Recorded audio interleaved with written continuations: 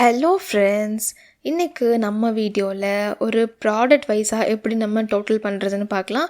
அதுக்கு நம்ம சம்இஃப் அப்படிங்கிற ஃபார்முலா யூஸ் பண்ண போகிறோம். ஸோ ஈக்குவல் டு சம்இஃப் அப்படின்னு போட்டுக்கோங்க. போட்டு ஓப்பன் ப்ராக்கெட்ஸ் கொடுத்தீங்கன்னா உங்களுக்கு இந்த மாதிரி ஆர்குமெண்ட்ஸ் வரும்.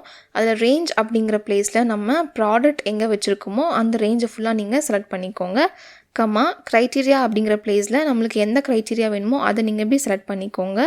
கமா சம் ரேஞ்ச் அப்படிங்கிற பிளேஸில் நம்ம டோட்டல் பண்ணக்கூடிய குவான்டிட்டியை இந்த மாதிரி செலக்ட் பண்ணிக்கோங்க. இப்போ க்ளோஸ் ப்ராக்கெட்ஸ் கொடுத்து என்டர் பண்ணிங்கன்னா உங்களுக்கு ரிசல்ட்டு வந்துடும். ஸோ நான் இங்கே வந்து already drop down list create பண்ணி வச்சுருக்கேன். இங்கே வந்து ரைஸ்க்கு பதிலாக எனக்கு வீட் வேணும் அப்படின்னா நான் ஜஸ்ட் வீட்டுன்னு கொடுத்து இந்த மாதிரி செலக்ட் பண்ணால் எனக்கு ஆட்டோமேட்டிக்காக மாறிட்டே இருக்கும். ஸோ இதவே நம்ம ப்ராடக்ட் மட்டும் இல்லாமல் ஸ்டேட் வைஸாகவும் டோட்டல் பண்ணலாம். அதாவது தமிழ்நாட்டில் மட்டும் எவ்வளோ ராகி சேல் ஆயிருக்குன்னு நம்ம பார்க்கலாம். அதுக்கு நம்ம SUMIFS formula use பண்ணோம். ஸோ அதுக்கான லிங்க் நான் கீழே டிஸ்கிரிப்ஷனில் கொடுக்குறேன். அது வேணாலும் பார்த்துக்கோங்க. அண்ட் இந்த வீடியோ பிடிச்சிருந்தா please like, share and subscribe.